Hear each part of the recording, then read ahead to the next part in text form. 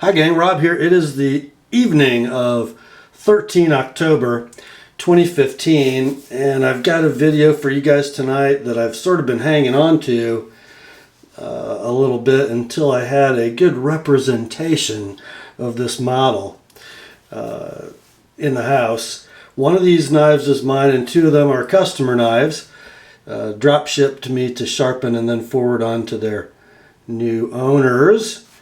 We're talking about the Great Eastern Cutlery, number 77, Barlow, the Bartham as I like to call them, because they are a special order, a special factory order by Mike Latham of CollectorKnives.net, and the model number is 772-115.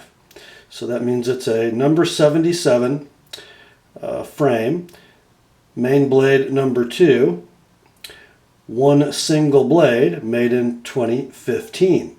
And these particular ones are the 77 Northfield Barlows. And this knife that comes in this tube is in smooth autumn gold bone, which is this blade. It belongs to my customer Lee from the UK. This one in smooth ivory bone. And this one was sort of a leftover. All Mike's pre-orders were spoken for. All the early reserve knives were spoken for. And he satisfied all those orders, waited about a week or so for any returns or exchanges to happen. And then the few that he saved back to cover those that didn't get used appeared on his website, I think, on Tuesday the 6th for just a couple hours, and then they were gone, I believe. I got this one for campfire talk during that brief period of wonderfulness. And then this one in the old red saw cut bone is my knife. You'll remember that the Northfield Barlow number 77 came out in summer of 2014 in its first iteration, and that was a two-bladed knife that had the improved trapper blade set. It had a clip point and a Wharncliffe, both main blades, so two main blades on that knife. And then early this year, I think February, Mike ran a second SFO for the 77 Barlow, and that came in single blade versions, clip point, Wharncliffe, and sheep's foot in a variety of covers. And then this is the third run of the 77 Barlow, and it's maybe the most classic of all, because if you guys know your GEC numbering system, you know that this is the spear point version. Perhaps, not my favorite blade shape, but perhaps the most classic of all Barlow blade shapes. I know that Wharncliffes are hot in 2015, but I'm not sure how many Wharncliffe Barlows you saw when these knives were really being made and used by every man who bought them at the hardware store all over the country, half a century or a century ago. I think most of those blades were spear points. And I think most of them had saw-cut covers, whether they were wood, synthetic material, or bone. I just love the saw-cut bone with a little bit of texture the saw-cut provides.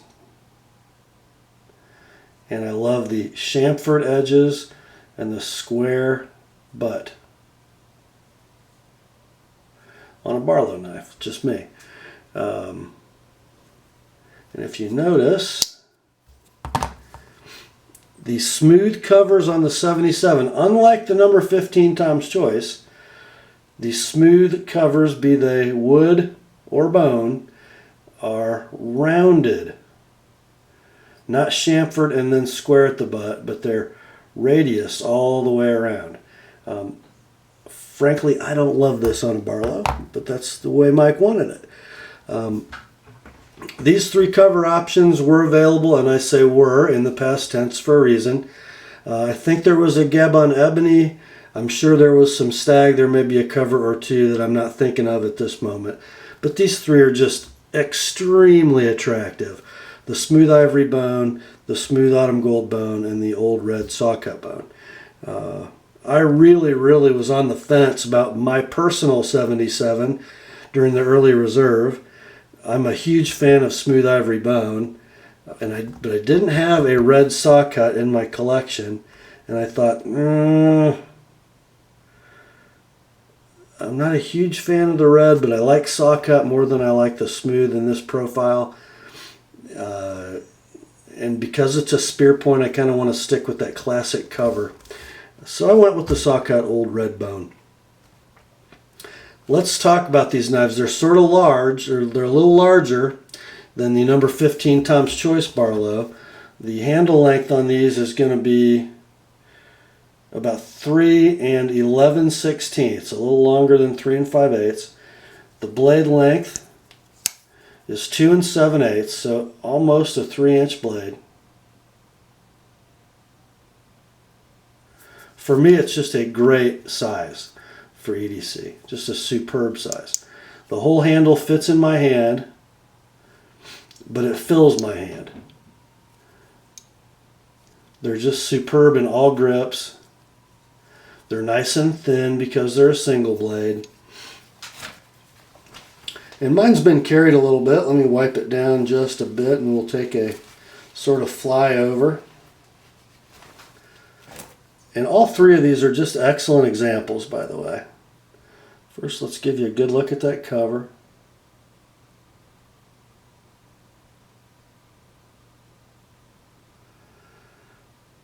And by the way, the first run of these knives, the two blade, the clip and Warncliffe, were on brass liners and had nickel silver bolsters.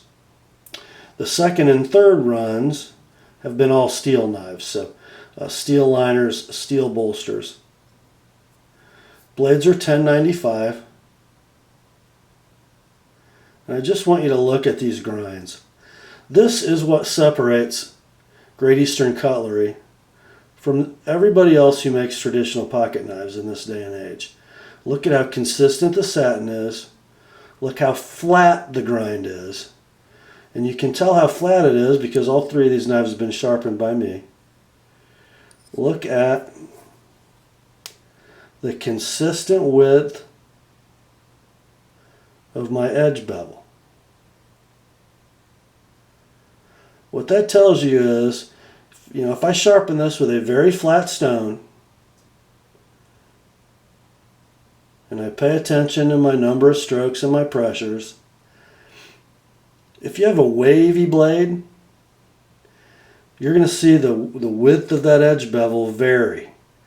Where the knife thickens, the edge bevel is going to be broad. Where it gets thin, the edge bevel is going to be skinny.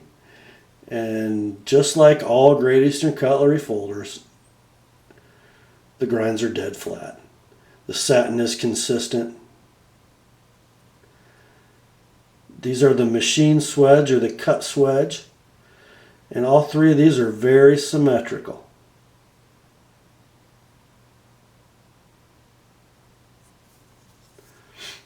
We have the long pull, and I mean long, on this model. Just makes them nice and dressy. The bolsters are beautiful and large with the NF monogram. And they're just one single line at the base of the bolsters. I love the way Mike Latham does his SFOs. They're always satin blades. They never have a blade etch. So, as the knife gets some scratches in it or as it gets a little staining, you can resatin it yourself in very short order. You just take a leather strap, lay a piece of 400 grit sandpaper down on that compliant surface, and you just pull the knife. You lay it right down on the flat grind. You just pull the knife, raise it, pull the knife straight back, and overlap maybe about 3 passes. down the length of the blade, and you've got a fresh satin again. And no special designation. Mike doesn't put a CK for collector knives embossment in the bolster. He just does the NF for Northfield, which is the Great Eastern Cutlery brand. Doesn't call attention to himself. Let's look at the blade centering. Well, that's what we expect from GEC, isn't it? And let's take a look across my square butt knife, perpendicular across. Back spring termination is, get some light for you.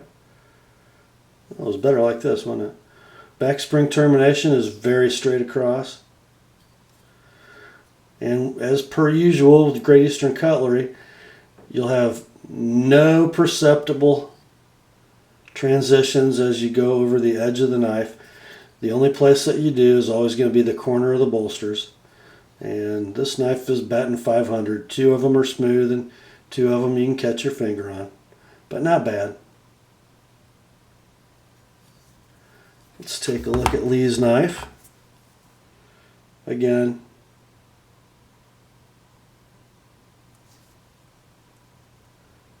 great centering, good symmetry as we look at the butt of the knife and the radiuses. Ooh, I think he's got the best bolster corners of the bunch. Look at the depth of that autumn gold bone. The way it takes the dye and the translucency, it's just beautiful. Again, great symmetry in the swedges. Beautiful grinds.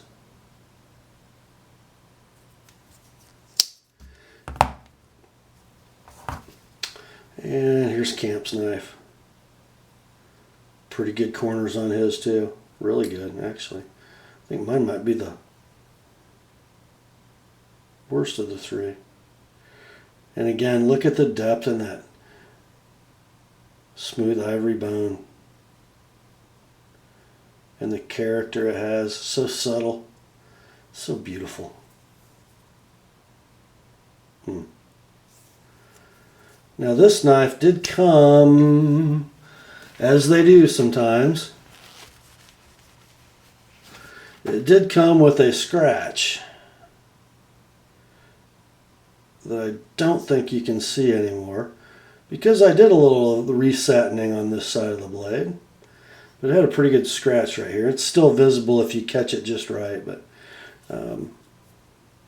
it was a very minor scratch. What happens is abrasive compound from some part of the process will usually find its way into the plunge grind and the little root of the plunge grind there, or the pull, and somebody at the factory will wipe the blade and you get a scratch, and that's what happened here. But easy to take care of. It was very light. Don't worry, Camp. Let me wipe this blade.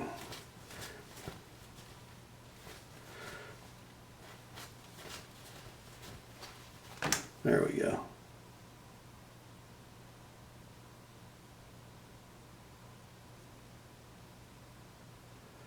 Don't think it even shows up on camera. Maybe if you got HD and a big screen it will.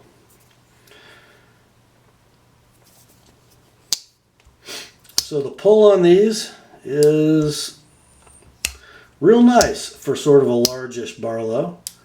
I would say it's a 7. And the knives have 0 blade play, side to side or, while fully open. And still good snap to the half stop. Great walk and talk.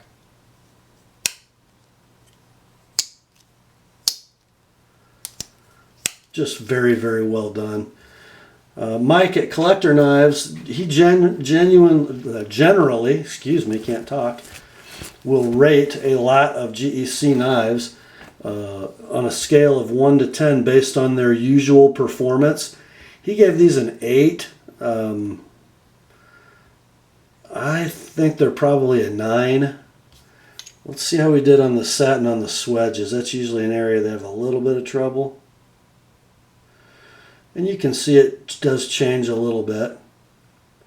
There again, if that bothers you, if it's not quite uniform with the rest of the knife, you can, and these are really pretty close, you can come back in and resatin that swedge too. Not a big deal.